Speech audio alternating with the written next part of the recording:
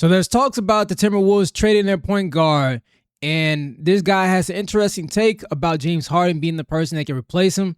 Let's check and see what he says. So there have been some recent rumors that the Timberwolves are going to sell high on Julius Randle, something we all could have seen coming, something we all probably thought would happen before they extended him. Then when they extended him, we all thought maybe they extended him to trade him so they don't lose the asset, etc., etc.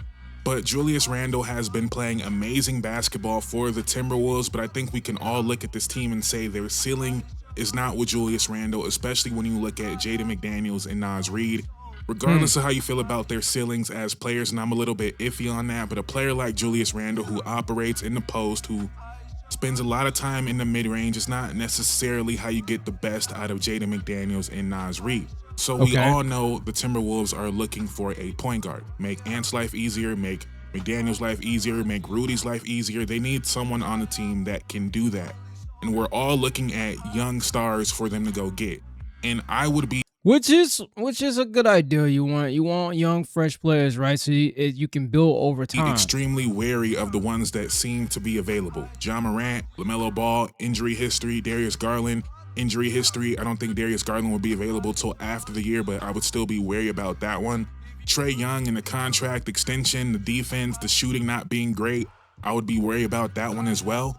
So the one guy that I feel like is actually the best fit for this situation is also going to be the cheapest, also going to be on a short-term deal so you could reevaluate in a couple years and see how Jaden McDaniels has progressed, see how Naz Reid has progressed or not progressed, and then make a different decision. See who Anthony Edwards is in 2 years.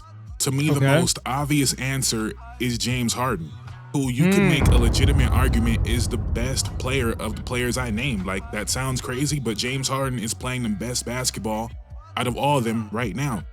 He is. He definitely is. And with his experience and expertise, he could be able to do something. But I don't know if this is really short-sighted for the long run. You know what I'm saying? But let's just keep checking it out. James Harden at his age is somehow the most durable of all of them right now. And also why I believe James Harden would be a good fit is James Harden has already done this, right? There's no adjustment period for James Harden.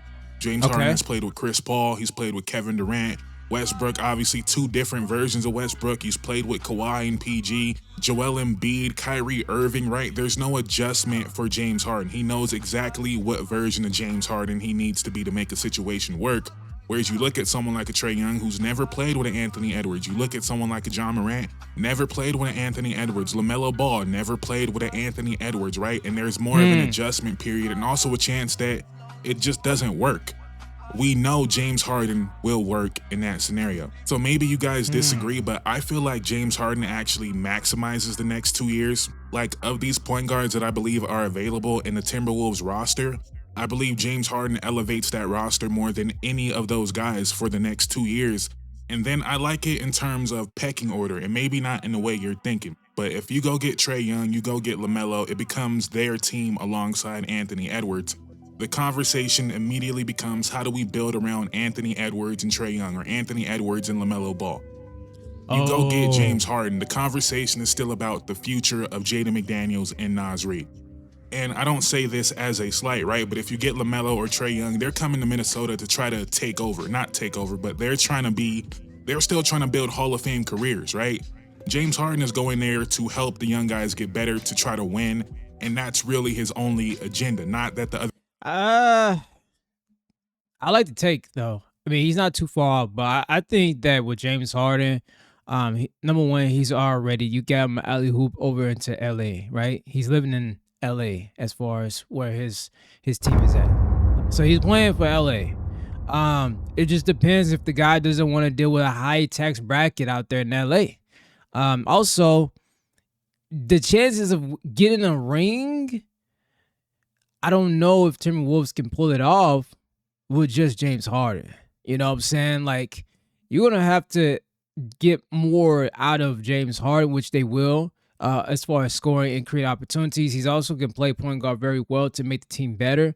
But I don't know, man. The guys wouldn't be trying to win, but it's different, right? James Harden doesn't have anything to prove. Whereas if you go get a Trae Young, maybe Jaden McDaniels feels a little bit less empowered about his role on this team going forward. You go get a James Harden, he knows not only is this temporary, but James Harden isn't here to take over and be the co-star on this team. So That in is reality, true. unless the Timberwolves truly feel that Trae Young is so far better than James Harden, that LaMelo is so far better than James Harden, why would you go do that and make that commitment to the next 5 years of those guys or whatever the contract is going to be when you could go get maybe a better player, but if not a better player, I believe a better fitting player in James Harden, a more veteran player in James Harden, a more durable player in James Harden, all while giving up less assets to get that player, while bringing in less volatility to your locker room, and giving yourself an opportunity to pivot and reset in 2 years when you don't have to commit to a 5-year deal for Trae Young or Okay, I do like that. I do like that. That itself, where you can you don't have to commit for a long term. It could be short term contract with James Harden, right? And it gives enough time to see where the potential is at. But you also get able to give yourself a grace period where you can be able to still reset and start with a blank piece of paper with the players you're trying to build with. So I could see that. Instead of locking yourself in with LaMelo Ball or John Morant, where you go and get these players and they might be prone to injuries, they might be troublemaking, they might not be as what you need for the team, and it might be more of a distraction than what is helpful to building that team. So I could see that. And plus, like he said, mentioning with James Harden is not the type of person who he understands, like, hey, I'm just coming here to make the team better. We get a chance to get a ring. I still get paid good. And you know what I'm saying? It just depends. But I can see that that's what's kind of winning me over with this idea. But let's see what else he has to say. LaMelo Ball. And if in 2 years James Harden retires and Anthony Edwards hasn't taken that leap as an on-ball playmaker and Jaden McDaniels never developed any playmaking skills and not whatever, right? If you come to that conclusion in 2 years, well, again, James Harden's going to be off the books. Rudy Gobert is going to be coming off the books, and you can make that assessment then and go get the point guard of the future. Then when you have more evidence of who your guys actually are in this kind of role. And all while this is happening, James Harden is going to make those players look better. So in 2 years, if you want to trade Naz Reid for your point guard of the future, I guarantee you playing with James Harden is only going to make Naz Reid look better. So maybe I'm off base here. Maybe I'm overrating James Harden, but I think LaMelo Ball, Trae Young, Darius Garland for this year and next year, who makes them more of a championship contender, I'm going James Harden. Like the way he's playing, and I understand the playoff woes, but that's where Anthony Edwards takes over. I think individually James Harden might be the best player, and I also think James Harden makes that roster better more than any other of those guys. I think that Trae Young could actually fit well with the Timberwolves, just because whether or not he can hit his shots doesn't matter, right? His play on offense of dribbling and be able to get the ball into the paint to dish it out, whether it's to dish it out or to serve it into an easy layup or even make good IQ plays. I mean, I think he could fit in there.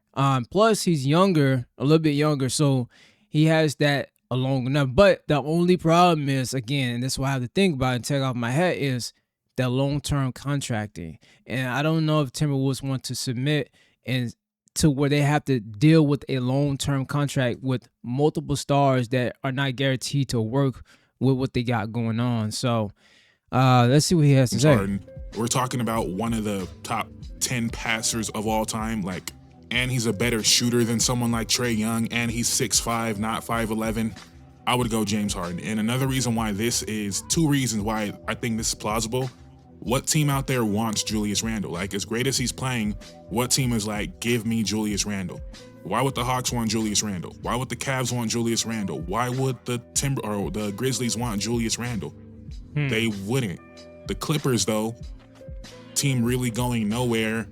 They might want to get an all-star caliber player in the door for the next 3 years while James Harden regresses as he gets older. That just might make sense for them to get something to hold on to, some type of asset, right? But a team that's trying to win right now would probably want like Naz Reid, DiVincenzo, a couple first-round picks or something, right? Like, that's probably what Cleveland would ask for. I don't think Cleveland would ask for Julius Randle. But if I'm getting another dynamic playmaker, I don't want Julius Randle. If I'm getting James Harden, I'd rather have DiVincenzo and Naz Reid than Julius Randle. And the Clippers, to me, are the only team I could look at and say, they might do that swap straight up. Maybe one first-round pick for Julius Randle, I think they would do that swap straight up because they're not going anywhere and they don't have any assets going forward. So if they can get Julius Randle and maybe a pick, I think they would do that. And then also the other factor here that should not be dismissed at all. If I'm Adidas and I compare James Harden and Anthony Edwards in the backcourt together, I'm doing everything in my power to make that happen. Now, what's in their power, I don't know, but I'd be on the phone with James Harden and Anthony Edwards trying to make that happen. I don't even feel like I need to look it up. Probably the two biggest Adidas athletes in terms of shoe sales, and if not in terms of shoe sales, definitely in terms of NBA players wearing their shoes on the court. I think it would be a natural passing of the Adidas torch. I think they would have great chemistry on and off the court. I think it would be a moment culturally. I think it would be a huge deal if Anthony Edwards and James Harden were in the backcourt together. I think it would be must-watch television. And I do like his breakdown, even when it comes to marketing. While I was thinking of not just how this could be effective, but how this could bring in marketing money for the team of Minnesota and the players just in general. Yeah, man, this is pretty good thought out. I would must say. I'm not completely shut off from this idea. I think that it makes a lot of sense. It's just, again, the only thing I'm worried about is short-sighted. Like, I think what Timberwolves is going to have to do is focus on building around Edwards, again, like he said, but to also focus on building long-term, like not just short-sighted. And he did have a argument about that not committing to a long-term contract is what's allowed them to reset. So it could kind of work. I don't know, man. What you guys think in the comment section? The more I think about it, the more I believe it is a great move for the Timberwolves instead of going all in on a Trae Young or a LaMelo and committing to that. And also, it's really the only move for the Clippers if they're going to make a move. I don't really see them getting a haul for James Harden. So if they can get an all-star caliber player in return, I could see them looking at that as a win. They are 5-13 right now, but their next two games are the Grizzlies and Dallas. If they go 0-2 there, I think it's over. If they go 1-1, nothing really changes, but maybe they get 2 wins and momentum picks up, but I don't think this team is going anywhere.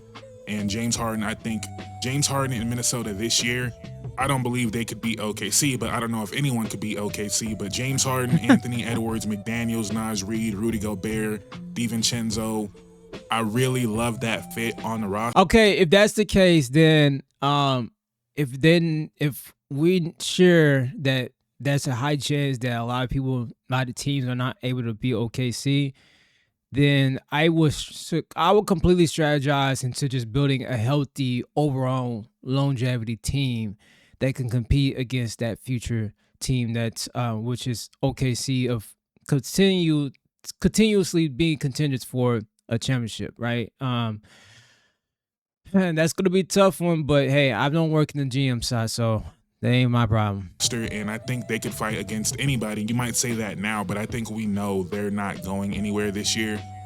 With that team, I think they could beat anybody besides maybe OKC. So I would do this deal. I think it would just be a great fit. I think it would be a great theater. It'll be a great moment. 2 huge fan bases in James Harden and Anthony Edwards. 2 different generations really of fan bases. But if you disagree and you want them to get Trae Young, I'm not going to say you're wrong for that. I just would go James Harden. And LaMelo, I really like LaMelo. If you guys want to go watch my last video on LaMelo, and all right, yeah, I'm gonna put it like this. My last take is I think they should go with Trae Young.